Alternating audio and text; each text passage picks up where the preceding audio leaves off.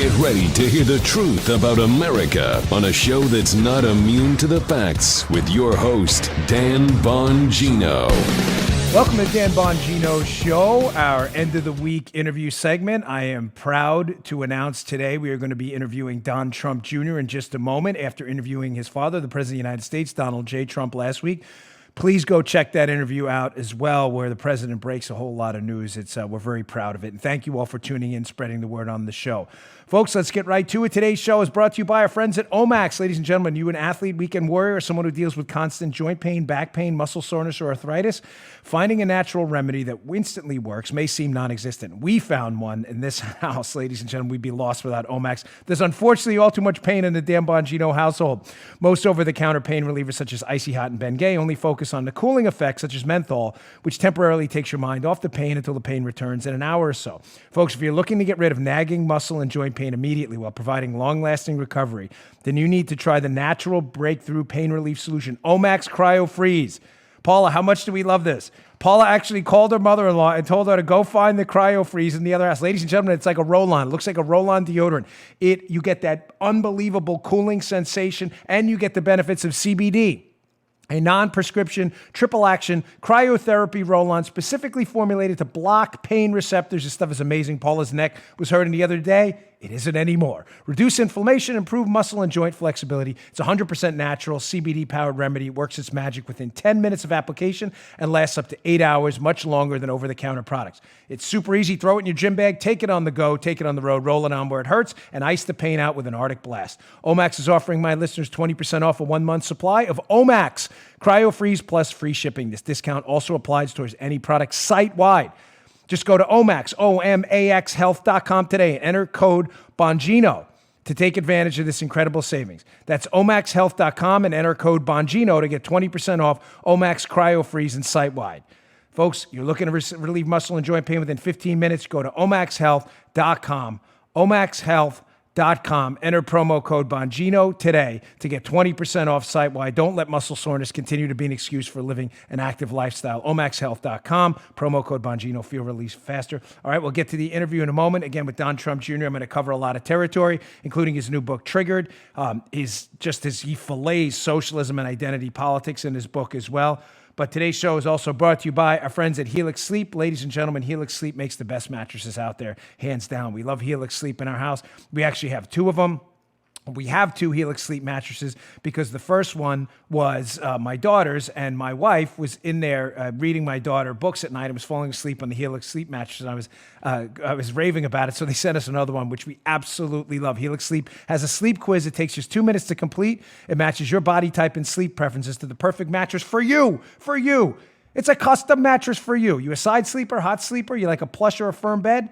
With Helix, there's no more guesswork and there's no more compromising. Why get a mattress made for Joey Bag of Donuts? Get a mattress customized to you. Helix Sleep is rated #1 mattress, the #1 by GQ and Wired magazine. It's the most comfortable mattress I've ever slept on. You will too. Go to helixsleep.com/Dan. Take their 2-minute sleep quiz. They'll match you to a customized mattress that will give you the best sleep of your life. They have a 10-year warranty. You get to try it out for 100 nights risk-free. They'll even pick it up for you if you don't love it, but you will. Right now, Helix Sleep is offering up to $200 off all mattress orders for our listeners. Go to helixsleep.com/Dan. Get $200 off your mattress order. helixsleep.com/Dan for up to $200 off your mattress order. Go today. All right, folks, without further ado, my interview with Don Trump Jr., and I wanted you to pay particular attention to Don Trump Jr.'s answer, especially at the end, about his own political ambitions. I know a lot of you like Don Trump Jr., as I do as well. I believe he'd make a great candidate in the future. You're not going to want to miss it. Check it out, my interview with Donald Trump Jr., author of the new #1 New York Times best-selling book, Triggered. All right, it's my great pleasure to welcome to the Dan Bongino Show a great American, a patriot, and I'm honored to call him, hopefully, a friend, Donald Trump Jr. Don, thank you so much for coming on today. I deeply appreciate it. It's my pleasure, buddy, and you can certainly call me that. Oh, well, listen, we've met a few times. I've watched you speak. We've spoken about issues, and I know these mean a lot to you, issues that matter to conservatives. I'm showing your book here on our show, Don Trump Jr., the author of what I'd like to add is the now #1 New York Times bestseller, Triggered. I'm 3/4 of the way through. I have a number of questions on the book. But just before I get to that, Don, I was just listening to your dad on Fox and Friends, a great interview. He was kind enough to come on our show last week.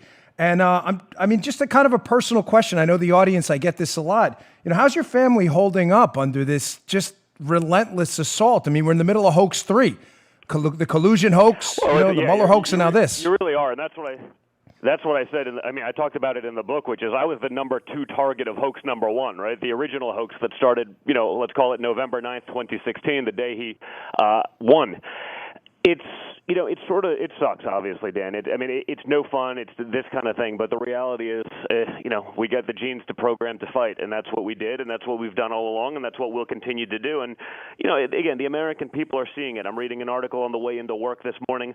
Democrats holding an impeachment party in D.C. It's like, well, what happened to them taking it very seriously? And it's a terrible and somber process, Dan, because I keep hearing that from them. But they're, it's one big joke for these guys.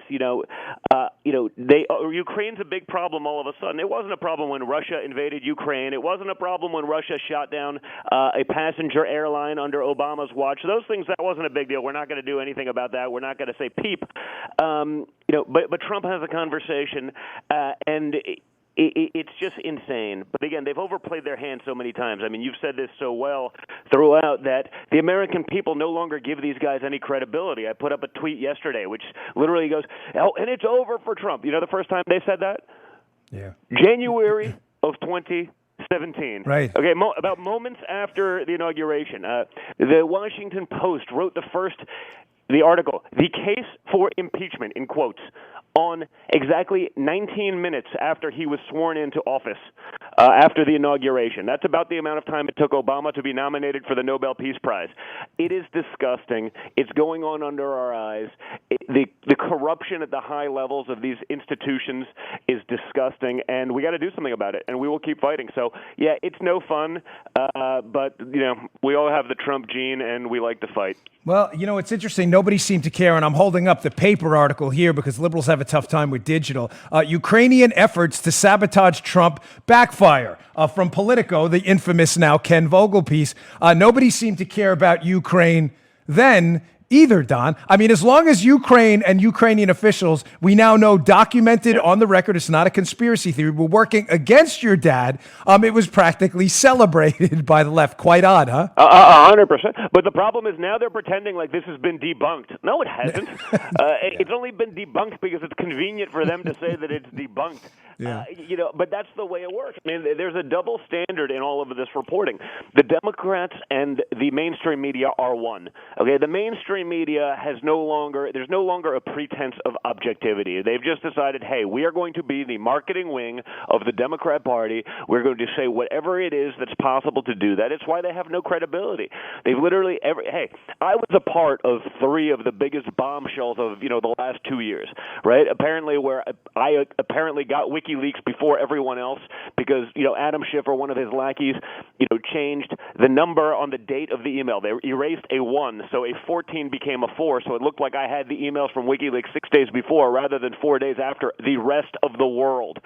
You know how many corrections I got on that one? 0. Okay. Then I knew, because Cohen knew that I told my father about it. I mean, his own lawyer walked it back. Said, no, that was wrong. No corrections, no nothing. And each one of them, we got him now. We got him this time, Dan.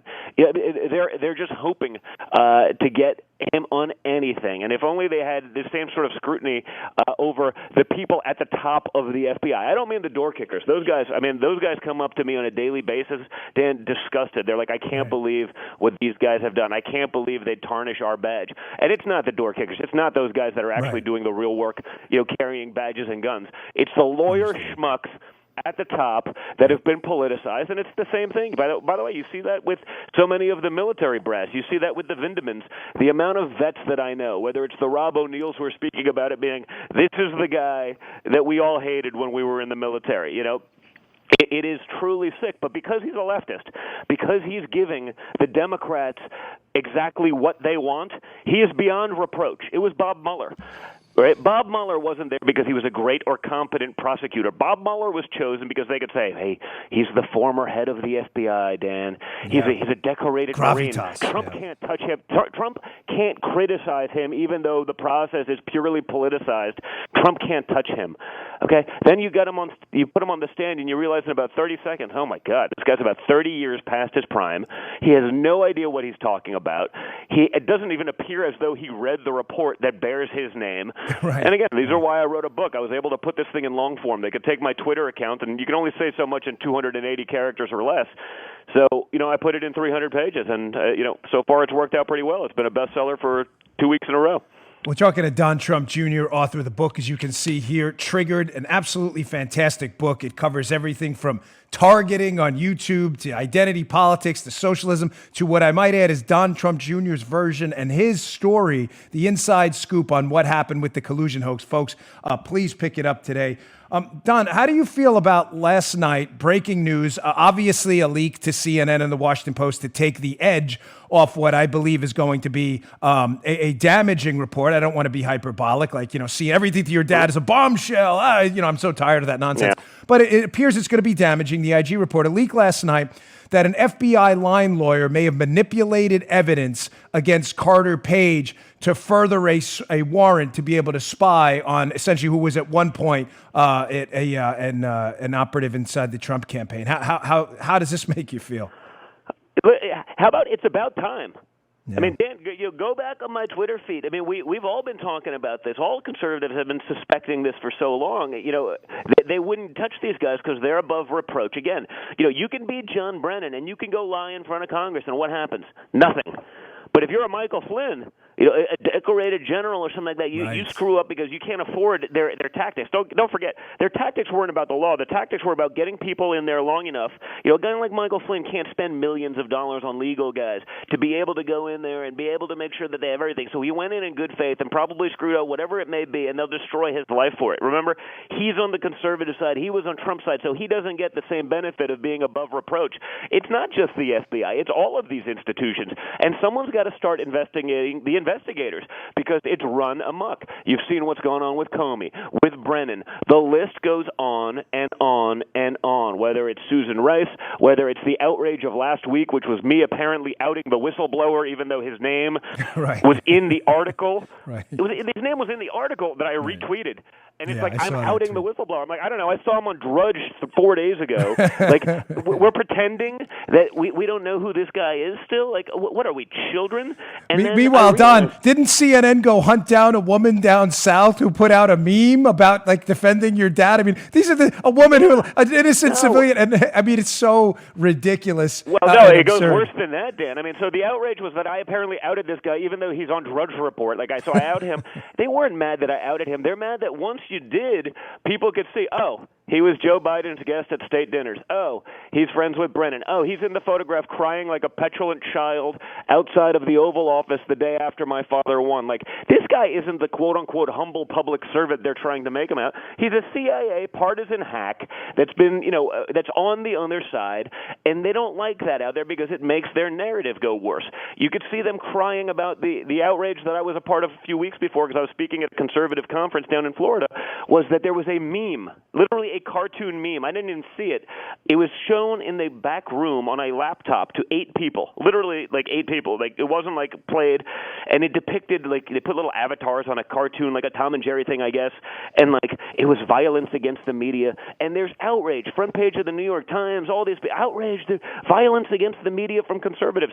But you know how much time they spent on literal, actual assault committed against Trump supporters coming out of the rally in Minnesota that same weekend by Antifa and these guys, where people are sent to the hospital?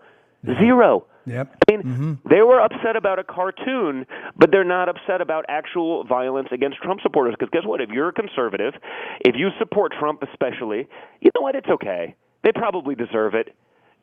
We went from being deplorables to irredeemables, and now it's you know what? You're disposables. That's all it is. They don't give a crap. And so there's a tacit acceptance in there, and it's disgusting what's going on in this country right now. Well, when you're on Twitter, Don, too. What my father's accomplished, despite this kind of 2020 should be over, but it's not. Because well, you're on of Twitter. the You've insanity seen and the bias. language on Twitter, deplorables being kind. I mean, you've seen it. I know you're on there as well as I am. I mean, the stuff they call us is outrageous. Can I ask you one question on this, on fake whistleblower? Because it's not a real whistleblower. Every time I tweet whistleblower, I always put it in quotes because I'm not calling this person. They didn't blow the whistle on anything. That's what a whistleblower is. What bothers me about this case with the whistleblower is I don't think tactically, typically the Democrats are smarter than this. Listen, I obviously ideologically share nothing in common with the modern Democratic Party, but they're usually a little more tactically efficient. I swear to you, Don, I think they should. You and your dad should send a thank you card to Adam Schiff. His approval ratings I up. agree. His swing state numbers it's are Trump up. derangement. It's Trump derangement syndrome. I mean, they can't think straight. The hatred is just so visceral. They can't even imagine. When Adam Schiff, well, I don't know who the name of the whistleblower, Vindeman. Oh, I don't know, other than I gave him the information. Like, well, they both. I mean, they're literally under oath on stage. Like, you really don't know it? Like, I want them to be looked at and prosecuted the same way that if I lied under oath to those committees. Okay, you'd be in handcuffs in a minute. 30 hours of testimony. I did 30 hours of testimony. Yeah. I want them to be treated the same way that I would have been had I lied to those committees in doing it. Guess what? That won't happen, Dan, because if you're on their side, there's an element of protection. And the reality is this. Very few on our side fight the same way that they do. Very few people go all in. And that's why Trump has been successful, because he doesn't just cave. He doesn't just fold. He doesn't just crawl up into a corner and die because the other side would like him to. That's what conservatives have done for years. That's sort of the Mitt Romney school of thought, in politics. That's the Paul Ryan school. Oh well, I want to be liked. I want to get invited to the cool person, holiday party. It's just very different now, and so it's great to see guys like Lee Zeldin, Mark Meadows, Jim Jordan, Matt Gaetz. These guys that are coming out of the woodwork and fighting.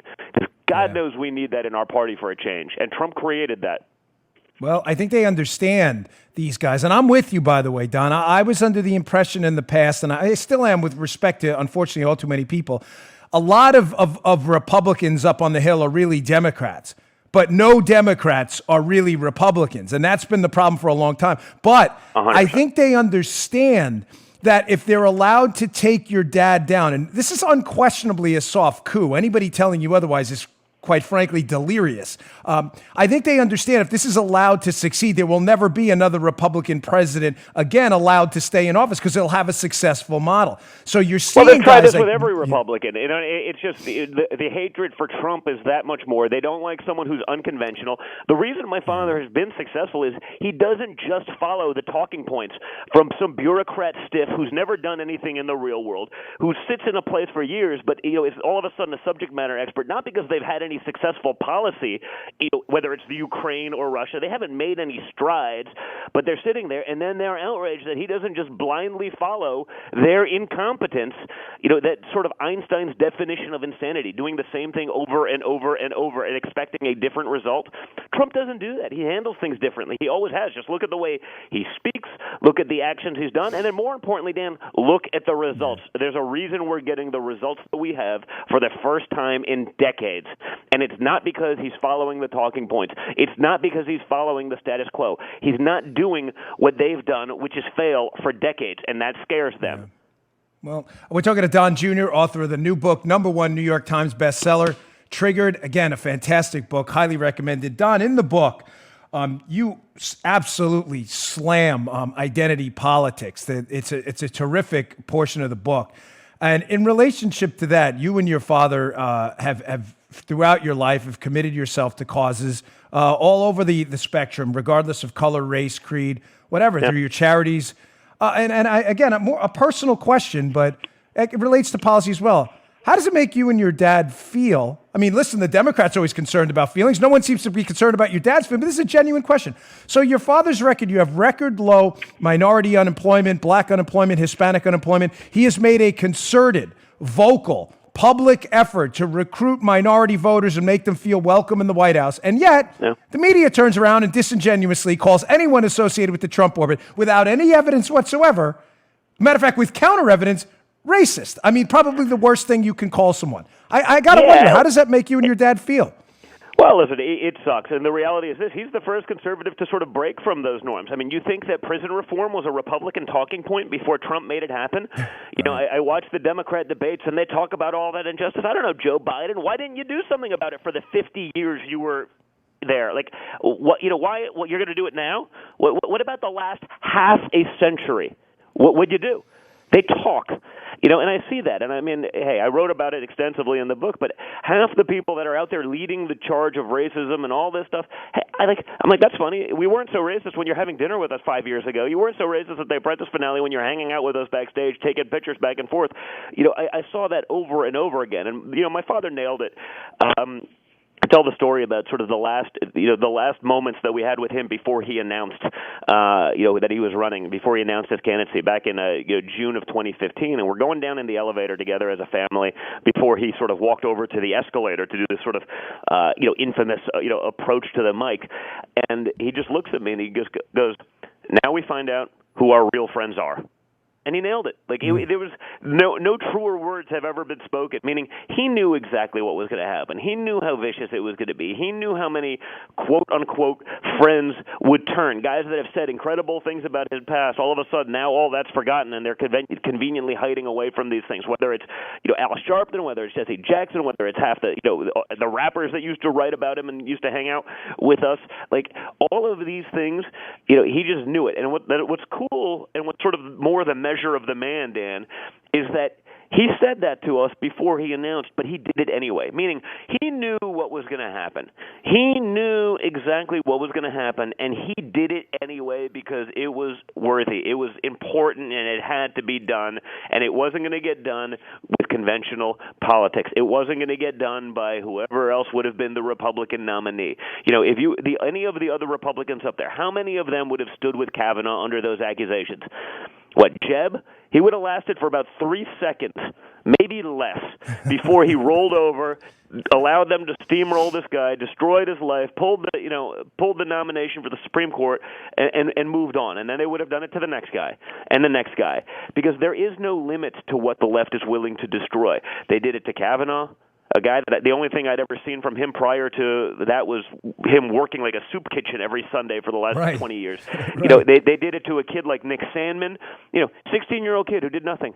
He literally stood. He had much more control than I probably would have when confronted by that sort of that activist clown, pretending to be a combat veteran. They would destroy a 15-year-old kid's life. Why? Because he's white, because he's male, he's wearing a MAGA hat, he's from the South, and he's a Christian. That's like the holy grail of leftist identity politics. We can now, one guy that serves 5 of those great things that are so terrible in America, we can just ruin his life. And you know what? We'll do that to a 15-year-old. Who cares? There's no limit to what they are willing to do.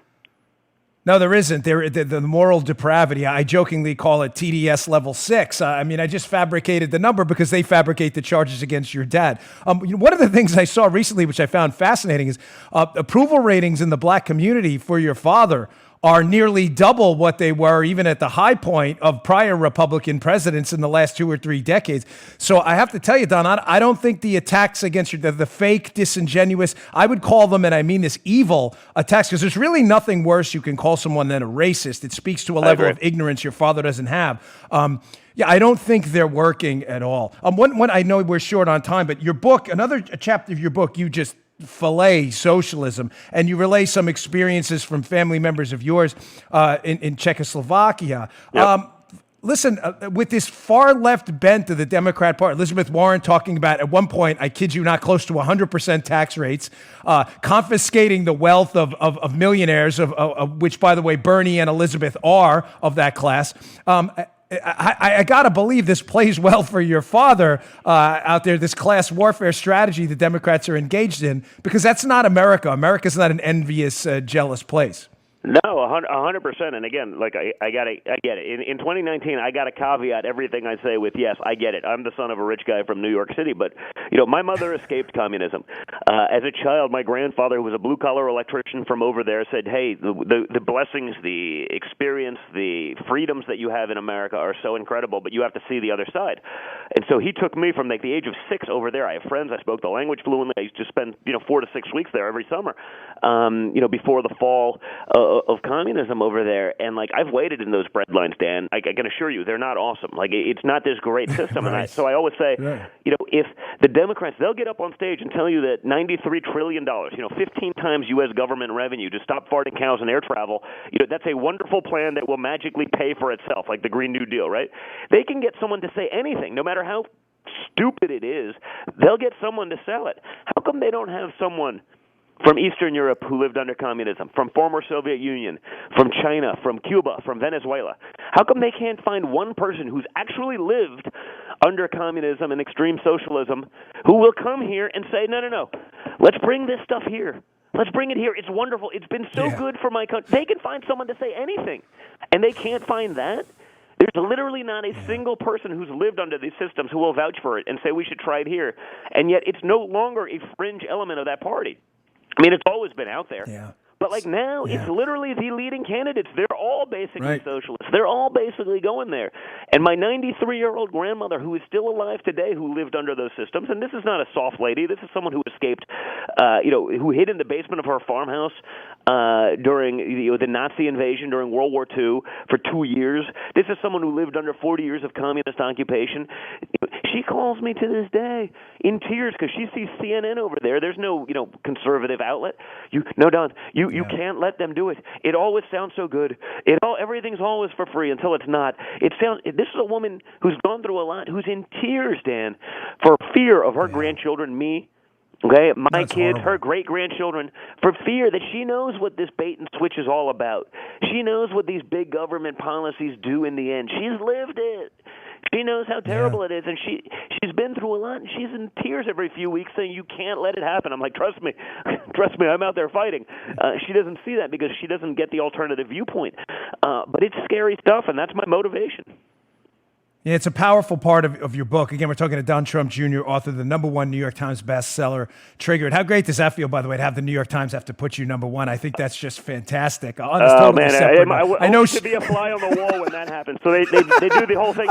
Well, you had some bulk sales. I go, yeah, you mean the RNC did a promotion where they marked up the book 300%. They made $500,000 selling my book on their website to individuals. I go, fine, but take it out. I was still double the next #2, so they're trying to create this like fake story, like I warehoused them, like I bought them somehow myself and put them away. Like I didn't buy 71,000 books. Like we just did ridiculous. A good job. And there's very few conservative books that actually say more than sort of the milquetoast conservative aspect. And so listen, I think it bodes very well for us. I mean, it means that there are people out there that are interesting. I mean, when the RNC did their email blast, we had a 27% open rate on an email, which is unheard of. I mean, if you get 2 or 3%, it's normally a miracle. But that didn't happen. So, it's interesting, and I think it says a lot for 2020. And again, if you look at the results, if those results are able to filter down to regular people, you mentioned the African American community. I mean, it should be a no-brainer, but make no mistake, it's going to be hard to get that message down to the final voter because the DNC has a stranglehold on the messengers. It's going to be difficult to do it, but they got to be able to see it. If they open their eyes, they see the results, they see what's actually happening, and they don't just vote with history. Same with the Rust Belt. I see that all the time. If my grandfather knew I was voting for a Republican, he'd be rolling over in his grave down. I go, what would your grandfather think about today's Republican Party? What would he think about what's going on today? And that's when they're like, oh, you're right. This isn't your grandfather's Democrat Party. They've lost. I mean, Don, listen to some of the speeches JFK gave. You would think they were Ronald Reagan speeches. He'd be all right. He'd be a conservative Republican. Listen, I know you have to run to me. I have two quick questions and we'll run. Again, we're talking to Don Trump Jr., author of the #1 bestseller, Triggered. We'll put a link up on our social today as well. This is a tough one to ask, but given everything that's going on and people in the White House that seem to just not get the memo that your dad won the election or in and around the executive branch, I shouldn't say in the White House specifically, Do you trust the people around your dad, Don? It just seems like left and right, these swamp rat bureaucrats do not want to accept that your dad won the election. And we have things like this fake whistleblower who blew the whistle on nothing. The answer is very few. There are some that I do, but the reality is this. Hey, like all things in D.C., we've seen that it's a swamp. People are covering their butts. They're not going to go all in for Trump because guess what? In 5 years, there will be a time after Trump where he's not in there. And, well, if you supported him, then there must be something, if they try to bring it back to the old norms, so that's the problem is people are still catering to sort of the swamp. They're not catering to the president. They're not following through with his agenda. That's what we saw all this week where, ambassadors, they're supposed to be delivering his agenda, not their thoughts. His agenda. No, Don, they're delivering the consensus foreign policy. If they go all in with Trump, that means they're going to be hurt later on, and they're trying to protect that career for later, not doing their damn jobs. So that part is pretty scary, but that's the hard thing that he's done. That's the hard thing about coming in as an outsider. You don't have that Rolodex of people that you've been working with for a long time that you can trust. So you have to fill up 4,000-something positions in government. You're doing that oftentimes guided by people who don't always have your best interests or want to take care of their friends. They're sort of in the game, whether they were with you or not. They'll pretend they're with you. So it's a swampy place, and it's pretty difficult. Yeah, I heard hysterically consensus foreign policy. Your dad's the foreign policy. They should read the Constitution at some point. Exit question. It's a quick one. I get this all the time. I'd be remiss if I didn't ask you. I mean all the time from people who love your dad and are familiar with your family. You have any political ambitions? I mean, people really like you, Don. They feel like you're a really strong advocate for the Second Amendment, the Constitution. They like your go-get-'em style. Any political ambitions for you in the future? Listen, I enjoy the game. I like it a lot. I would never rule anything out. My reality is my only and sole focus for the next 12 months is getting him back in office because I see the changes that he's making. I love the damage that he's doing to the establishment institutions that have failed us for so long. I love having an outsider's voice. So my only focus right now is getting him reelected. After that, we can have a conversation, but that's the only thing I care about. I will waste exactly zero energy on anything other than that for the next year. Understood. Totally understood. Don Trump Jr., author of the great book, Triggered. Folks, please pick it up. I can't thank you enough for your time. God bless you and your family. I really feel sorry for everything you got to go through. But if this was anyone else, they would have folded a long time ago. Your dad's got a titanium spine. So thanks for everything you're doing, Don. I appreciate it, my friend. Thanks, and be well. Thanks a lot. All right. Take care. Bye-bye. Take care now. All right, welcome back. I hope you enjoyed the interview. Glad to hear that Don Trump Jr. is not ruling out any political ambitions in the future, but obviously his goal is to get his dad, who I support strongly, reelected in 2020, advance those conservative principles. We addressed a lot of things. We covered identity politics, socialism, the relentless attack on his father, the breaking news last night, which we covered on my podcast, our regularly scheduled show earlier in the day about the FBI employee who altered information. Just devastating stuff, folks. Please spread the word on the interview show next week. We have Brian Kilmeade from Fox scheduled. I have a bunch of questions from what it's like working there, his new book about the Alamo, which has some information. Shocking. You think 1 million books have been written on the Alamo? There's stuff in there that I haven't heard told that way. You're going to love it. Check it out next week. Brian Kilmeade. Thanks for tuning in, folks. I really appreciate it. I will see you all on Monday. You just heard The Dan Bongino Show. You can also get Dan's podcasts on iTunes or SoundCloud. And follow Dan on Twitter 24/7 @DBongino.